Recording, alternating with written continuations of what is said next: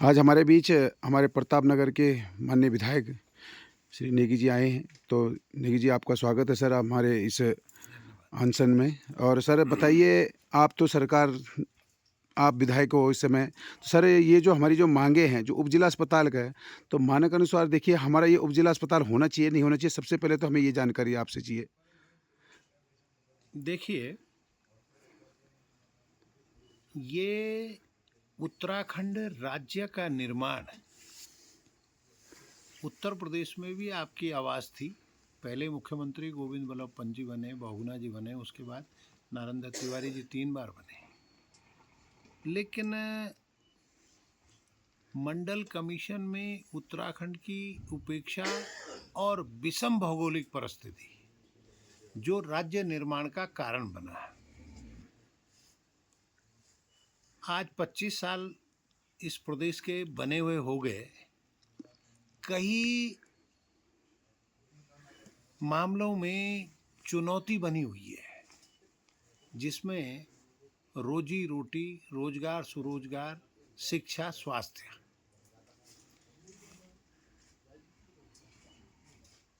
सरकार को चाहिए कि हमारी पहाड़ जैसी गंभीर समस्या पे हमें उत्तर प्रदेश की कार्बन कॉपी नहीं करनी चाहिए, बल्कि हमें नीतियों में परिवर्तन पहाड़ के अनुरूप करना पड़ेगा। क्योंकि सभी तरह के प्रयोग देखने के बाद सफलता नहीं मिली और आज उत्तराखंड के घर गांव में लोग हैं, धरने और प्रदर्शन हो रहे हैं। और लोग कई दिनों से पिलखी में कई दिनों से लोग धरने पर बैठे हैं, कहीं मसाल जुलूस निकाल रहे हैं, कहीं कुछ कर रहे हैं। तो वो ये चाहते हैं कि यहाँ की स्वास्थ्य सेवाएं अच्छी हो। जहाँ तक रहा कि उप जिला अस्पताल, मैं तो कहता हूँ कि प्रत्येक विधानसभा में एक एक उप जिला अस्पताल बनना चाहिए और वहाँ वो इस तरह का सेंटर हो, वो हेल्थ का ऐसा एक्सीलेंस सेंटर हो कि लोग फिर दर दर की ठोकरें खाने को मजबूर न हो। समस्या आज 21वीं सदी में, एक ज़माने में गांव में कोई नहीं होता था, दाई ही इतना बढ़िया प्रसव करवाती थी। पर आज प्रसव होने के बाद मृत्यु होना, जवान बहनों की मृत्यु होना, इस तरह की घटनाएं, ये लगता है कि गंभीरता से काम नहीं किया जा रहा है। और सरकार इस पर गंभीरता से मनन करे, चिंतन करे और जहाँ जहाँ उप जिला अस्पताल की आवश्यकता है, खासकर ये बड़ा क्षेत्र है घनसाली का, यहाँ भी बनना चाहिए।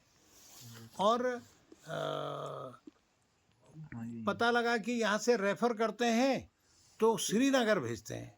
लोग इसलिए देहरादून, ऋषिकेश रेफर करना पसंद करते हैं कि अगर आप सरकारी अस्पतालों में इलाज नहीं करते तो कम से कम प्राइवेट की सुविधा तो उपलब्ध होगी। अब श्रीनगर भेजोगे और श्रीनगर से फिर रेफर करोगे ऋषिकेश या देहरादून के लिए, इतनी लंबी सड़क, तब तक तो स्थिति खराब हो जाती है। इसलिए लोगों की मांगे जायज़ है। सरकार को चाहिए कि इन सब विषयों पर गंभीरता से चिंतन करने की जरूरत है और नीतियों में परिवर्तन करने की जरूरत है, क्योंकि हमारी परिस्थितियां अन्य जगहों से भिन्न हैं।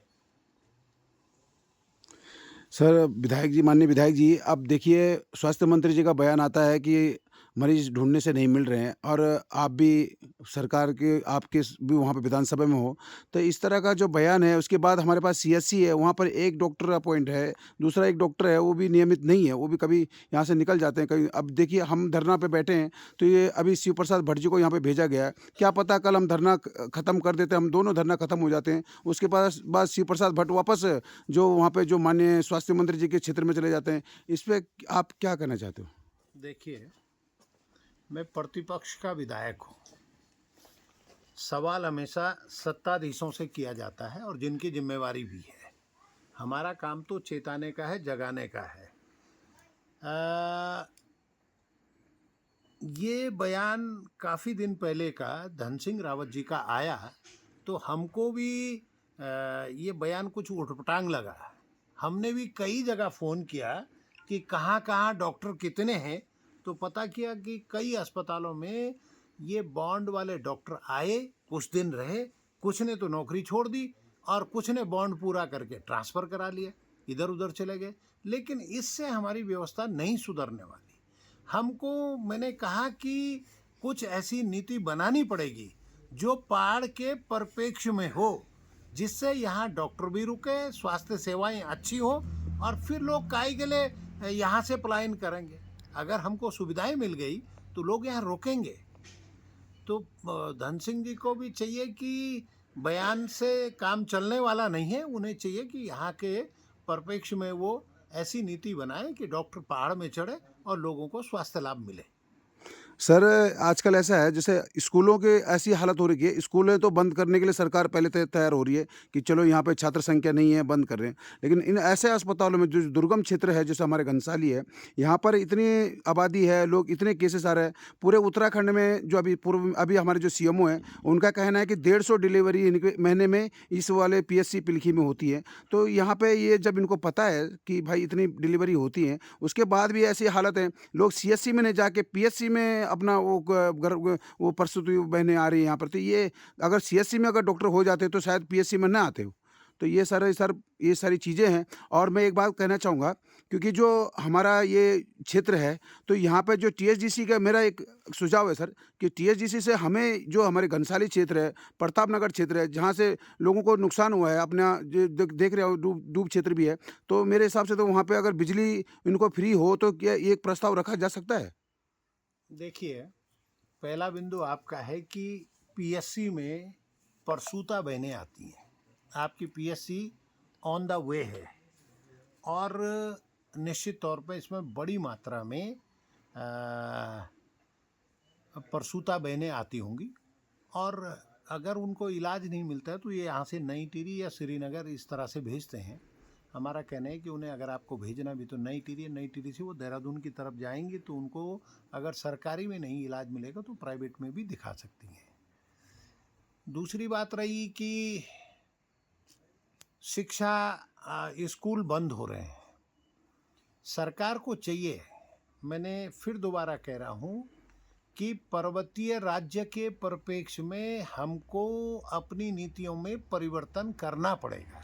हो सके आपकी नीतियों को भारत सरकार न सहमत हो, क्योंकि टीचर की पात्रता है। अगर आपको डॉक्टर नहीं मिल रहे तो डॉक्टर के समकक्ष का सिलेबस कुछ तैयार किया जाए, जो कि न्याय पंचायत स्तर पर लोगों को सेवाएं दे सके, जिससे लोग स्वास्थ्य लाभ ले सकें। तीसरा, टीएचडीसी देश और दुनिया में अब इतना बड़ा बांध बनाया जाना कठिन है। ये एशिया का सबसे बड़ा रॉकफिल डैम है, और अब तो इसका पीएसपी भी तैयार होने वाला है। देश को जहां इस बांध ने रोशन करने का काम किया, वहीं उत्तराखंड सरकार को भी 12% रॉयल्टी के तौर पर बिजली मिलती है या राजस्व मिलता है।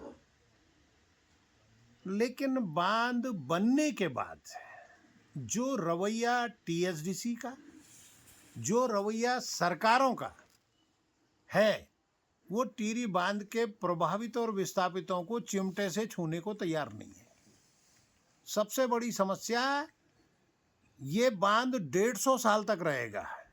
4 पीढ़ी इसमें लोग रिटायर भी होते रहेंगे और नौकरी भी लगेंगे। जो पहाड़ के पढ़े लिखे बच्चे हैं, जो इन प्रभावित क्षेत्र के, चाहे घनसाली हो, प्रतापनगर हो, थौलधार हो, जाखणीधार हो, आपका चंबा हो, ये एक भी बच्चा आज की डेट में वह नौकरी में सेलेक्ट नहीं कर रहे हैं।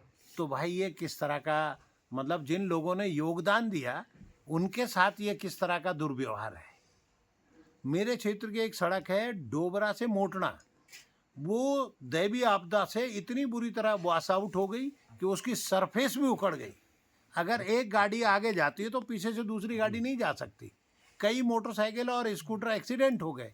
मैंने अभी विधानसभा में भी कहा था कि इस योगदान को भुलाया नहीं जा सकता, और यदि आप ऐसी परंपरा डालेंगे तो फिर कोई भी ऐसे प्रोजेक्ट बनने नहीं देगा अपने क्षेत्रों में।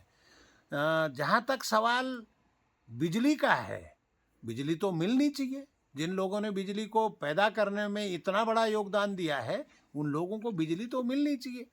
लेकिन एक बार जब हाइड्रो इंजीनियरिंग कॉलेज का उद्घाटन हुआ था और सुशील कुमार शिंदे जी आए थे, उस समय एक बात आई थी कि आज के बाद जो बांध बनेंगे उससे कुछ यूनिट बिजली उन काश्तकारों को, उन प्रभावितों को जो बांध के कारण प्रभावित होंगे, उनको फ्री दी जाएगी। हमारी मांग है कि गांव घर में गरीब लोग रह रहे हैं और बहुत आर्थिक स्थिति उनकी अच्छी नहीं है।